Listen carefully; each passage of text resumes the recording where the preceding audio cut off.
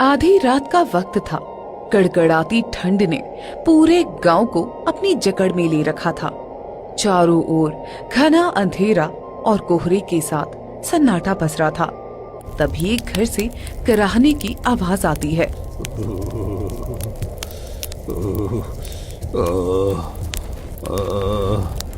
क्या हुआ पिताजी, आप ऐसे क्यों कांप रहे हो? बेटा मुकेश, मुझे बहुत ठंड लग रही है बेटा। मुझे कोई और गर्म कपड़ा दे दो। मुझे भी ये ठंड बर्दाश्त नहीं हो रही है और लगता है मेरी तबीयत खराब हो रही है। मुझे दवाई और कुछ गर्म कपड़े दे दो। ठीक है पिताजी, मैं अभी आपके लिए कुछ गर्म कपड़े लेकर आता हूँ। मुकेश घर के अंदर से कुछ गर्म कपड़े लाकर सुखू को दे देता है, लेकिन फिर भी सुखू ठंड से कांपता रहता है। बेटा, ये जमा देने वाली ठंड मुझे और बर्दाश्त नहीं हो रही है। ठंड मेरे शरीर के अंदर तक उतर गई है। हाथ पांव सुन्न हो रहे हैं बेटा। सांस भी बोझ लगने लगी है। अंदर से ऐसी कमजोरी महसूस हो रही है, जैसे लगता है जैसे मेरी सारी ताकत बर्फ बनकर जम गई हो। मुझे नहीं लगता है बेटा अब मैं इस ठंड में बच पाऊंगा। पिताजी, आपको कुछ नहीं होने दूंगा। मैं अभी भैया को बुला कर ले आता हूँ। इतना कहकर मुकेश अपने बड़े भाई के पास जाता है और मन ही मन सोचता है, मुझे नहीं लगता कि भैया पिताजी का इलाज करवाएंगे, लेकिन इस हालत में भैया कुछ न कुछ तो पिताजी के लिए जरूर करेंगे। फिर वो अपने बड़े भाई पंकज के पास आता है। भैया भैया भैया, आप सो रहे हैं? उठिए ना, पिताजी की तबीयत बहुत खराब हो रही है। क्या हो गया? तुम इतनी रात को शोर क्यों मचा रहे हो? भैया, पिताजी की तबीयत बहुत ज्यादा खराब हो रही है। कुछ पैसे दे दीजिए ताकि मैं उनके लिए औषधि ला सकूं। इलाज की उन्हें सख्त जरूरत है भैया। अरे मेरे पास अभी पैसे नहीं है, रहने दो, बाद में उनका इलाज करवा दूंगा। नहीं भैया, पिताजी की हालत बहुत नाजुक है। अगर समय पर इलाज नहीं हुआ तो वो मर भी सकते हैं। अगर तुझे इतनी ही फिक्र है ना तो जाकर खुद ही उनका इलाज करा दे। मेरे पास इस वक्त बिल्कुल पैसे नहीं है, जब होंगे तब इलाज करवा दूंगा। फिर मुकेश उदास होकर अपने कमरे में चला जाता है। क्या हुआ जी, आप इतने परेशान क्यों हो? भैया, पिताजी की इलाज के लिए पैसे नहीं दे रहे हैं। तुमने थोड़े से जो पैसे अलग से रखी थी वही दे दो, मैं उसी से पिताजी का इलाज करवा दूंगा। ठीक है जी। फिर संगीता पैसे निकालकर मुकेश को दे देती है और मुकेश उन्हीं पैसों से अपने पिता का इलाज करवाता है। ऐसे ही देखते ही देखते 2-4 दिन बीत जाते हैं और प्रतिदिन सुखू की तबीयत और ज्यादा खराब होती चली जाती है। फिर एक दिन अचानक सुखू इस दुनिया को छोड़कर चला जाता है।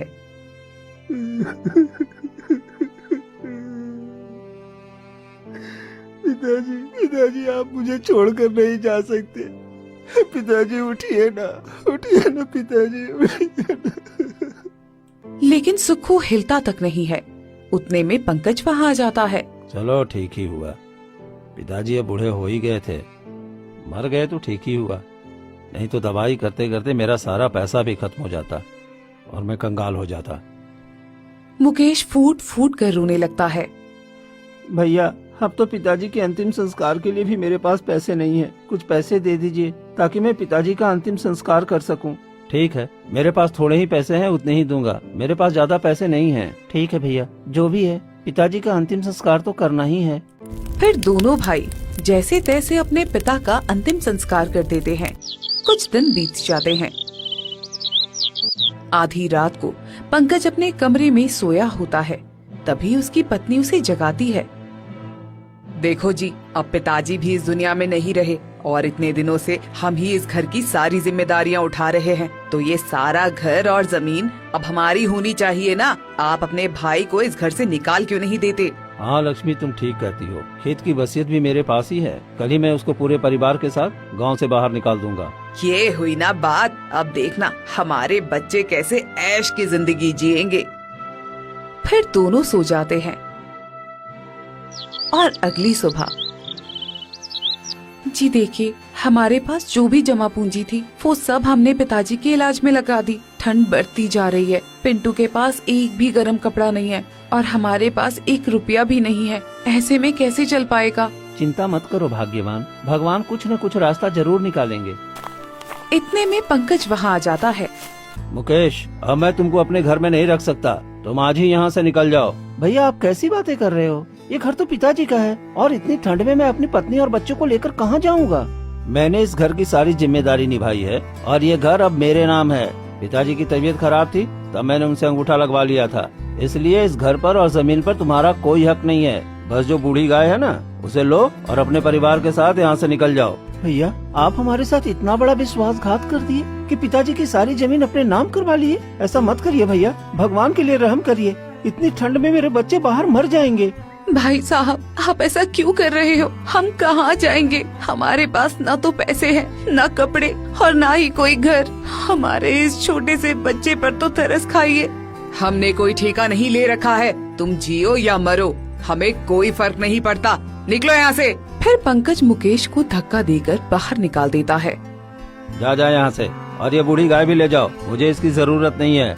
भैया, भगवान के लिए रहम करो। इस जमा देने वाली ठंड में अगर तुमने हमें घर से बाहर निकाल दिया तो हम कहाँ जाएंगे? बाहर तो हवा भी बर्फ की तरह चुभ रही है और हमारी सांसें तक कांप रही हैं।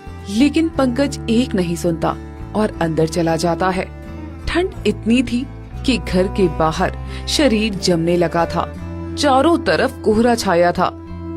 अब हम क्या करें जी? मुझे तो कुछ समझ में ही नहीं आ रहा है। पिंटू की तबीयत पहले से ही खराब है, अब ठंड में इसकी तबीयत और बिगड़ जाएगी। मुझे भी कुछ समझ में नहीं आ रहा है। और देखो, ये गौरी भी बेचारी कांप रही है, इसकी आंखों से आंसू निकल रहे हैं। दोनों उदास मन से वहाँ से निकल पड़ते हैं। तभी अचानक पिंटू ठंड के मारे बैठ जाता है। पिंटू बेटा उठो, क्या हो गया बेटा? माँ, मुझे बहुत ठंड लग रही है, मैं अब चल नहीं पा रहा हूँ। हे भगवान, मैं क्या करूँ? मेरी बेटी को ठंड लग रही है। तभी गाय जमीन पर बैठ जाती है और पिंटू को अपने पैरों से लिपटा देती है। देखो, ये गौरी बिल्कुल माँ जैसी है। इसे कैसे पता चला कि हमारे बच्चे को ठंड लग रहा है? इंसानों से तो जानवर अच्छे होते हैं जी। ये हमारी तकलीफ समझ सकती है, लेकिन हम उनकी तकलीफ समझ ही नहीं पाते हैं। हाँ, ये तो है। जब तक गौरी पिंटू को अपने पैरों में लपेटे हुए है, तब तक मैं गांव जाकर किसी से मदद मांगने की कोशिश करता हूँ। ठीक है, मैं यही गौरी और पिंटू के पास बैठती हूँ। फिर मुकेश कांपते शरीर और सुन्न पड़े हाथ पाँव के साथ कड़कड़ाती ठंड को चीरता हुआ सेठ के पास मदद की आस में जा पहुंचता है। सेठ जी, मेरी मदद कीजिए। कुछ पैसे उधार लेने आया हूँ ताकि मैं अपने बच्चों के लिए गर्म कपड़े खरीद सकूं। अरे तू तो सुक्कू का बेटा है ना? अरे तेरे पास तो खुद ही उतना बड़ा घर है, जमीन है, फिर तुझे पैसे की क्या जरूरत पड़ गई? भैया ने धोखे से सारा जमीन अपने नाम कर लिया है और पिताजी के इलाज में मेरे सारे जमा पूंजी वाले पैसे खत्म हो गए और भैया ने मुझे और मेरे परिवार को गाय के साथ घर से बाहर निकाल दिया है। और इतनी ठंड में मेरे बच्चे के ऊपर एक गर्म कपड़ा भी नहीं है। मेहरबानी कर दो सेठ जी। नहीं, मेरे पास पैसे नहीं है। वैसे बे, तुम जैसे भूखों को मैं पैसे क्यों दूं? अरे जब तेरे भाई ने तुझे खुद का पैसा नहीं दिया और घर से निकाल दिया तो मैं तुम्हें पैसे कहाँ से दूं? और तू पैसे चुकाएगा कैसे? आप मुझ पर विश्वास करिए, मैं आपके सारे पैसे चुका दूंगा। बस मुझ पर रहम करिए, मेरा बच्चा ठंड के मारे मर जाएगा। वो कांप रहा है। अरे तुम्हारे जैसे कितने भिखारी होंगे जो रोड में इसी तरह तड़प रहे होंगे ठंड में। तो भी जाओ और उसी में लाइन लगा ले। सेठ जोर जोर से हंसने लगता है और वहाँ से चला जाता है। हे भगवान, अब मैं क्या करूं? सेठ ने भी मेरी मदद करने से मना कर दिया। चलो गांव वालों के पास जाता हूं, शायद वो मेरी मदद कर दें। फिर मुकेश कई जगह जाता है पर उसकी मदद कोई नहीं करता है, बल्कि सभी उसकी स्थिति पर हंसते हुए चले जाते हैं। फिर मुकेश उदास होकर संगीता के पास आ जाता है। क्या हुआ जी, किसी ने हमारी मदद नहीं की क्या?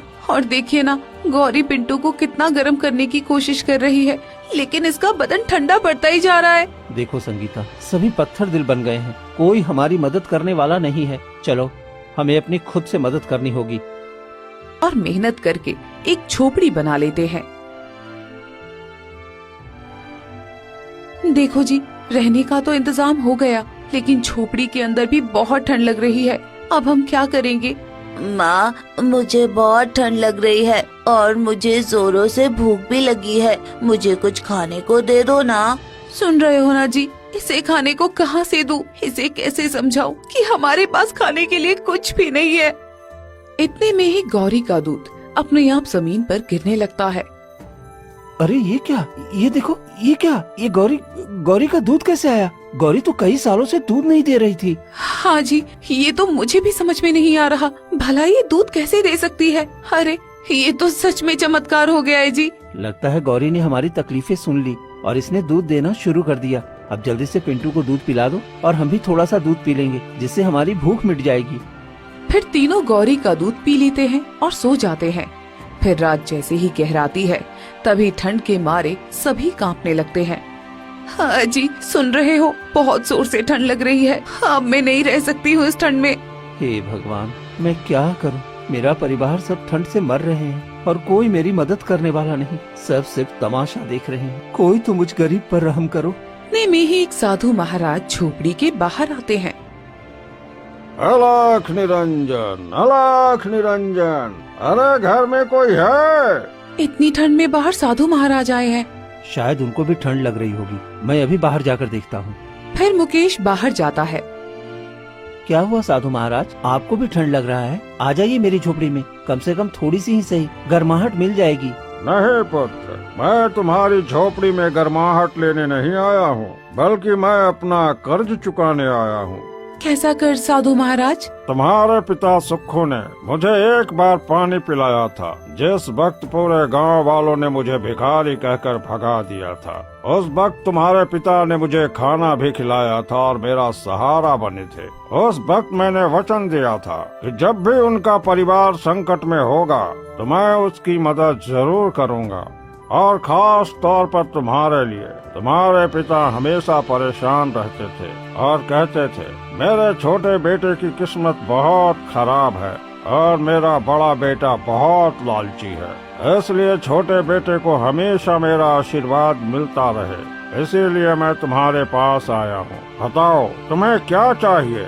साधु महाराज, मुझे तो कुछ नहीं चाहिए, बस मुझे मेरे परिवार के लिए थोड़े से गर्म कपड़े चाहिए, ताकि हम इस ठंड में थोड़ा सुकून से रह सकें। तुम कुछ और भी मांग सकते हो, धन दौलत घर। नहीं महाराज, धन दौलत ये सब क्या है? भाई ने तो धोखे से छीन लिया, बाकी मैं मेहनत से कमाना चाहता हूँ। बस गर्म कपड़े हम सबको मिल जाए, वही काफी है। हाँ साधु महाराज, हमारे लिए बस वही काफी है। ठीक है, रुक जाओ। फिर साधु अपनी पोटली से एक पुरानी चादर निकालते हैं। ये चादर कोई साधारण चादर नहीं है बेटा। मैंने कई वर्षों की तपस्या करके इस चादर को प्राप्त किया है। तुम इस चादर से अपने पूरे परिवार को ढक लेना। तुम्हारे शरीर के साथ साथ ये झोपड़ी भी पूरी तरह से गर्म हो जाएगी। क्या क्या सच में साधु महाराज? हाँ, लेकिन ये सिर्फ ईमानदारों के लिए काम करती है। अगर किसी ने लालच से चादर को धारण किया तो उसका उल्टा परिणाम होगा और इस चादर का प्रकोप उसे झेलना पड़ेगा। आपका बहुत बहुत धन्यवाद साधु महाराज, मैं इसका पूरा ध्यान रखूंगी। तभी साधु महाराज की नजर गौरी पर जाती है। और ये गौरी, ये कोई साधारण गाय नहीं है। इसमें तुम्हारे पिता का आशीर्वाद है। ये तुम्हारे सुख दुख की साथी है। इसके रहते हुए तुम्हारे घर में कभी किसी चीज की कमी नहीं होगी और हमेशा सुख शांति बनी रहेगी, क्योंकि तुम्हारे पिता ने इस गाय को एक बच्चे की तरह पाला है और इसलिए यह तुम्हें भी एक बच्चे की तरह संभालेगी और किसी चीज की कमी नहीं होने देगी। और जिन्होंने तुम्हारे साथ गलत किया है उन्हें इसका परिणाम जरूर भुगतना पड़ेगा। वे सब इस ठंड के प्रकोप से तिल तिल मरेंगे। फिर साधु महाराज वहाँ से चले जाते हैं। मुझे तो यकीन ही नहीं हो रहा है कि साधु महाराज हमारे लिए ये चादर लेकर आए हैं। जल्दी से हमें ये चादर ओढ़ लेनी चाहिए, इससे पहले कि ठंड और बढ़ जाए। फिर मुकेश, पिंटू और संगीता तीनों चादर ओढ़ लेते हैं। ये क्या, हमारे शरीर में तो गर्मी आ गई। मुझे तो यकीन ही नहीं हो रहा है। अब मुझे बिल्कुल भी ठंड नहीं लग रही है। ये तो चमत्कार हो गया है जी। सच में साधु महाराज ने हमें एक जादुई चादर दी है। इसकी मदद से हमारी पूरी ठंड अच्छे से कट जाएगी। फिर पूरा परिवार उस चादर को ओढ़कर गर्माहट के साथ सो जाता है। और इसी तरह 2 दिन बीत जाते हैं। मुकेश के घर में सुख शांति आ जाती है। गौरी दिन रात बहुत सारा दूध देने लगती है और चादर की वजह से ठंड भी चली जाती है। और वहीं दूसरी तरफ उसके बड़े भाई पंकज की बेटी की तबीयत अचानक बहुत ज्यादा खराब होने लगती है। अरे जी देखिए ना, हमारे बेटे को क्या हो गया है। इसकी तबीयत प्रतिदिन खराब होती जा रही है। ये कुछ खा भी नहीं पा रहा। इसे ठंड लग चुकी है जी। मुझे भी कुछ समझ में नहीं आ रहा है। पहले तो हमारा बेटा हमेशा बिल्कुल ठीक रहता था, कभी ऐसी परेशानी नहीं हुई थी। आज फिर वैद्य से औषधि लेकर आऊंगा। तब तक खेत की फसल भी देख लेता हूँ, क्योंकि गोभी की फसल पूरी तरह से तैयार हो गई है और उसे काटकर बाजार भेजना जरूरी है। तभी कुछ पैसे भी आएंगे, क्योंकि हमारे पास सारे पैसे तो मोहन के इलाज में ही चले गए हैं। पंकज घर से निकल पड़ता है और सीधे खेत की तरफ चला जाता है। वहाँ का नजारा देखकर पंकज चौंक जाता है, क्योंकि उसके पूरे खेत में मोटी बर्फ की चादर जमी हुई थी।